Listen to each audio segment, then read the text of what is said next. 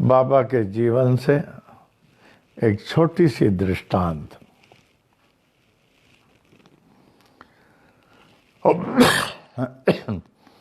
मैं लगभग 1959 से श्री बाल योगिनी सरस्वती अम्मा के कहने पर, जिन्होंने बाबा की मूर्ति प्रकट की थी, तब से शिरडी जाता हूँ। और उस समय 59 में ऐसे काफ़ी लोग थे जो बाबा के समय के थे। बाबा मंगलवार 15 अक्टूबर 1918 दशहरा लगभग समाप्त होकर, दशहरा समाप्त हो गया था, एकादशी थी, तो जाते थे। तो उस समय जो बाबा के संपर्क में रहने वाले वृद्ध अवस्था में, जिनके संपर्क में जाके मैं इंटरव्यू लेता था, वो थे लक्ष्मीबाई तुकाराम शिंदे, जिसको बाबा ने 9 विधा भक्ति के रूप में 9 चांदी के सिक्के दिए।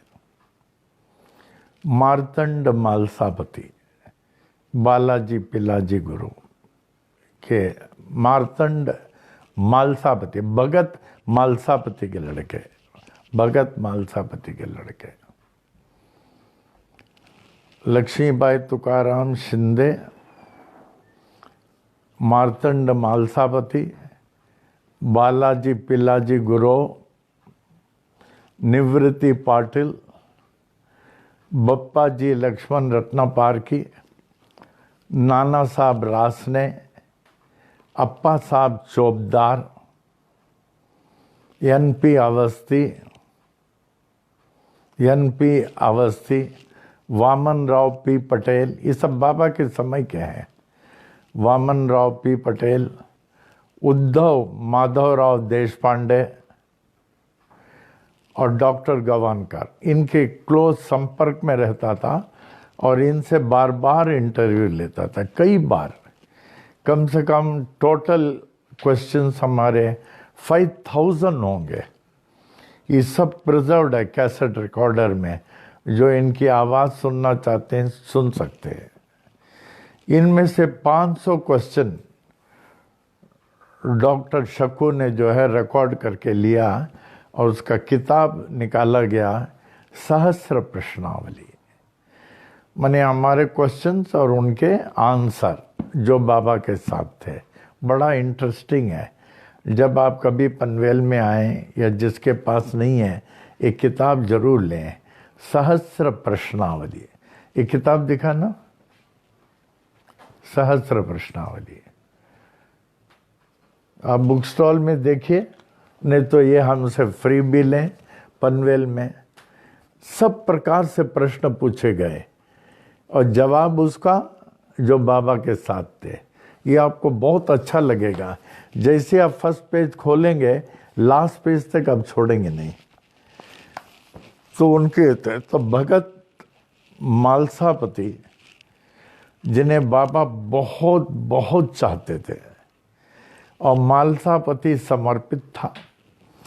समर्पण के क्या तात्पर्य है? अगर समझ लें भगवान के आगे हम साष्टांग प्रणाम कर लेते हैं, क्या वो समर्पण है?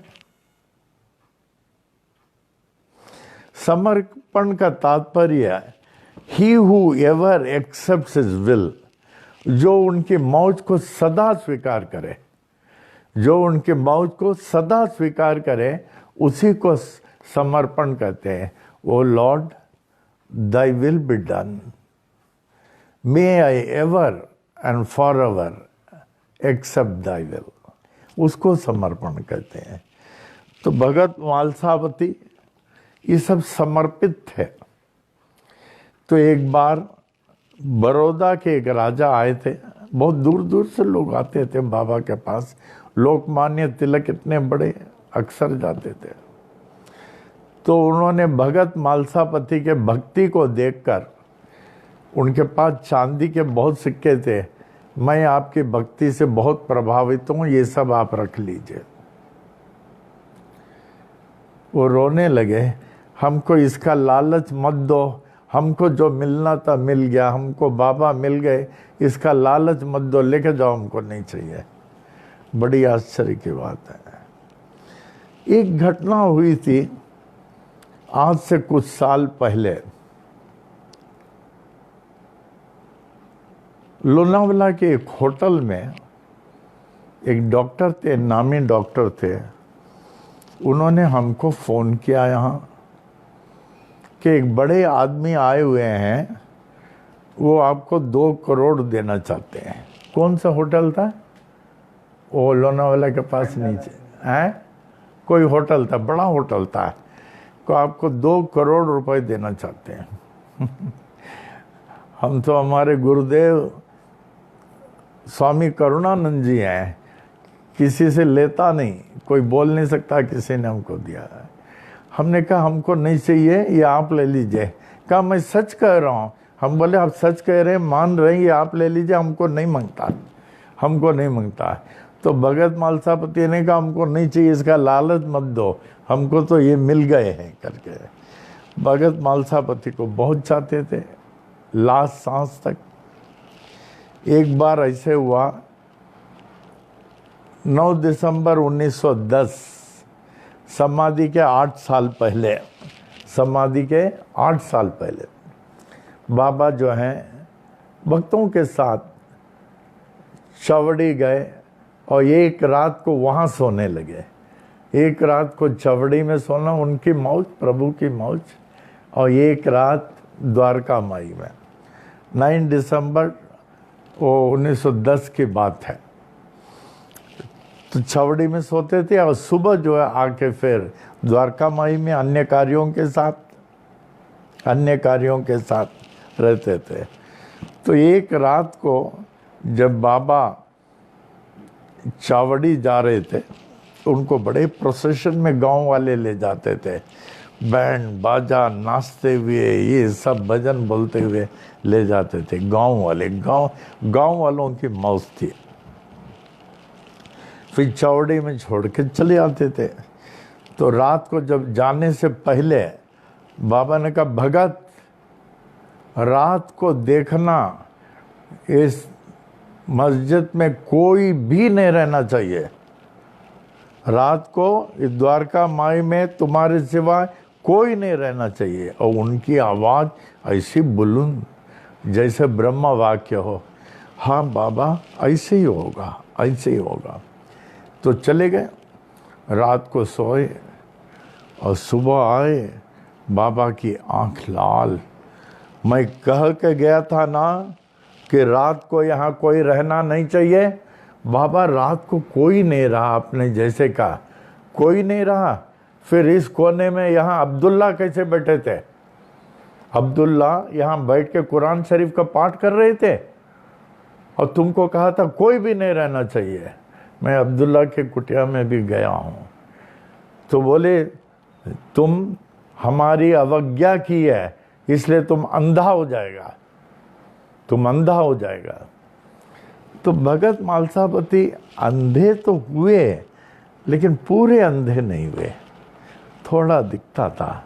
बाबा तो करुणा के सागर, दया के सागर, बच्चों को माफ़ कर देते। अंधे हो गए थे लेकिन थोड़ा दिखता था।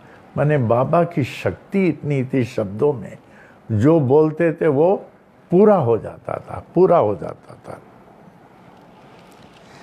द्वारका माई में जब बाबा ने समाधि ली, बाबा लगभग 82 साल तक रहे। लगभग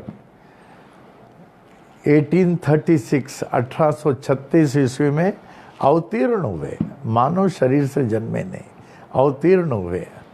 फिर 1918 में लगभग द्वारका माई में शरीर छोड़ दिया। अब बाबा को इतना लोग चाहते थे, इतना लोग, जैसे आपके सामने भगवान प्रत्यक्ष दर्शन दें, आप भगवान को कितना चाहेंगे? आप तो अपने से जास्ती चाहेंगे ना, अपने से जास्ती। तो इसी तरह बाबा को बहुत लोग चाहते थे। बाबा को समय पता चला 28 सितंबर 1918 में बाबा बहुत बीमार पड़ गए, सांस चलने लगे यूँ। लग रहा था सांस बंद हो जाएगी, सांस चलता था। उसके बाद 13 अक्टूबर तक बाबा का तबीयत बिल्कुल ठीक नहीं था। 13, 14, 15 3 दिन रह गया था, सिर्फ 3 दिन। बाबा तैयारी में थे पूरे। इससे पहले 2 हफ्ता उन्होंने राम विजय का पाठ कराया। 2 हफ्ता राम विजय का पाठ करके जाऊंगा। फिर 13, 14, 15 में बाबा की हालत काफ़ी थी। एक बन्ने मियाँ थे, तो बाबा उनको बहुत चाहते थे, ईदगाह के बहुत चाहते थे।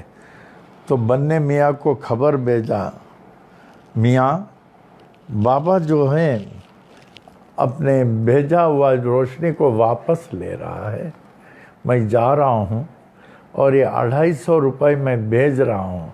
उन दिनों में 250 रुपये बहुत कुछ था। ये गरीबों को खाना खिला देना। गरीबों को खाना खिलाना ये बहुत बड़ी भक्ति का अंग है। हमारे स्वामी जी भी कहते थे, जब मैं शरीर छोड़ूंगा that should be a day of rejoicing. गरीबों को खाना खिलाओ, दान धर्म करो। अप्पा जी बोलते थे, स्वामी करुणानंद जी ऐसे ही बाबा भी ऐसे बोले, खूब खाना खिलाओ। 14वां दिन हो गया, 15 दिन, उस दिन भी बाबा ने यही बोला। लगभग 2:30 बजे बाबा ने पहली वाणी कही थी, मैं धूनी के सामने शरीर छोड़ूंगा। जहाँ द्वारका माई का फोटो है, धूनी के सामने शरीर छोड़ूंगा। तो वहाँ बाबा के सामने देखिए, एक संत वो होता है, ध्यान से सुनना। संत हम उसी को कहते हैं जो अपने विचार से, कर्म से, वाणी से दूसरे को दुख नहीं देगा। कर्म से, वाणी से और विचार से किसी को दुख, वही संत है, वरना नहीं। उनके मुंह से कभी अपशब्द या असत्य निकल ही नहीं सकता, तभी हम उनको संत कहते हैं। जब बाबा देखे समय आ गया, उनके पास उनको बहुत चाहने वाले गोपाल राव बूटी, काका साहब दीक्षित, इनके बिना नहीं रह सकते थे, बाबा के बिना नहीं रह सकते थे। तो बाबा सोचे क्या करें, मैं इनके सामने चले जाऊंगा, ये कैसे रहेंगे, ये तो इनकी हालत हो जाएगी। बाबा मुश्किल से संभाल के कहे, बूटिया तू जा अपने वाड़े में खाना खा के आओ। लेकिन उनका ब्रह्म वाक्य था, हम लोग किस तरीके मानव वाक्य नहीं, ब्रह्म वाक्य। बोले काका साहब दीक्षित, ये लोग अपने जान से जास्ती बाबा को चाहते थे। काका तू भी जा। ऐसे और लोगों को जो समझ गए इनके बिना नहीं रह सकते, उनको जो है भेज दिया। अब बाबा के साथ थोड़े लोग थे जिससे वो लोग समझे बाबा उनको नहीं बोले, वो उल्टा बैठ गए, जिससे बाबा जो है इनका मुंह नहीं देख सके। नाना साहब निमोनकर, लक्ष्मीबाई शिंदे, भागोजी शिंदे वो कोढ़ी भागोजी, बायाजी कोते, श्यामा, और ऐसे 1-2 थे दूसरी तरफ। क्यों, बाबा अगर देख लें तो ये लोग ना नहीं कर सकते। तो करीब 2:30 हुआ होगा, तो बाबा जो है बायाजी कोते के शरीर में यूँ लुढ़क गए।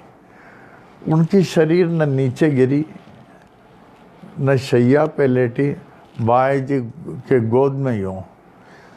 तो भागोजी शिंदे वो कोढ़ी जोर से आवाज लगाया, बाबा करके।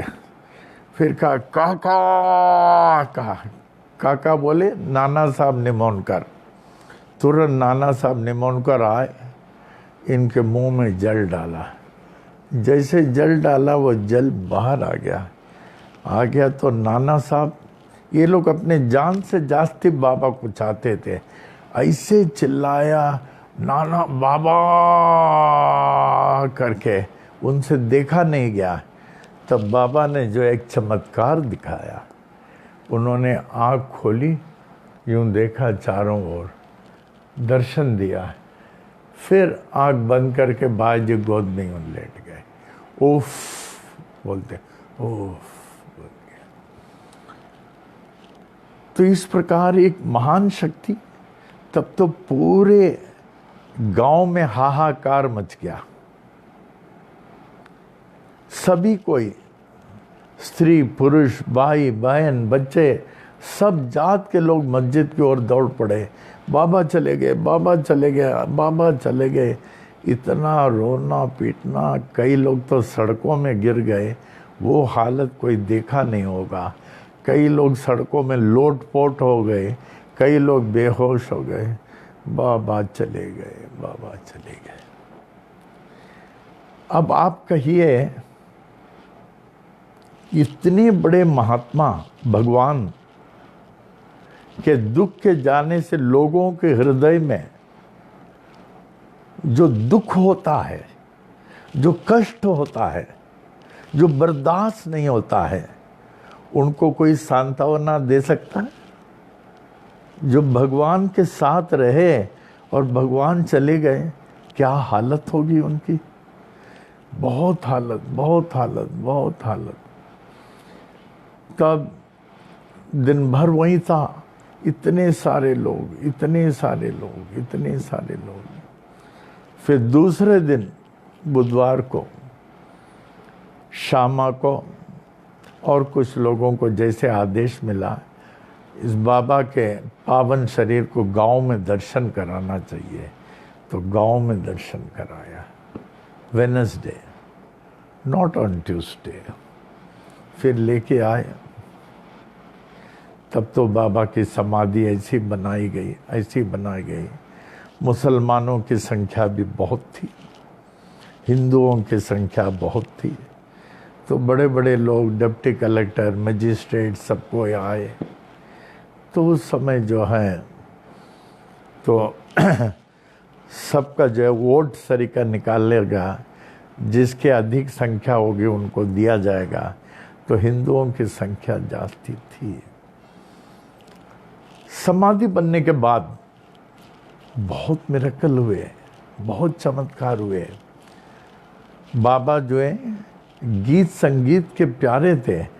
टिंग टोंग टिंग टोंग टिंग टोंग जैसे म्यूजिक बजता था और समाधि से पानी आता था। बहुत समय तक लोग समाधि को ऊपर देखते थे, पानी की आवाज़ आता था, नीचे आते थे, पानी निकालते थे, फिर अंदर से पानी आवे। उस तरह म्यूजिक भी बहुत आता था। फिर बाबा ने जो है अपना आत्मिक तौर से जागृत अवस्था का बहुत सर्वव्यापक में जो उन्होंने प्रमाण दिया, मैं शरीर नहीं हूँ, मैं अजर अमर अविनाशी हूँ। जो भी जिधर मुझे याद करेगा मैं वहीं प्रकट हो जाऊंगा। हमारे भक्तों को कोई कष्ट नहीं होगा। अनेक उनके वचन हैं। हमारे भक्त मने जो उनसे विभक्त नहीं है, जो साई सच्चरित्र का पाठ करे, महिमा का पाठ करे, उनका नामस्मरण करे, उनके उपदेशानुसार रहे, वो है भक्त। उनको कहीं कोई कष्ट नहीं हो सकता था। वो तो रात में भी सपना देखता था, गांव वाले दिन में भी देखते थे। इतनी महान शक्ति, इतनी महान शक्ति थी। आप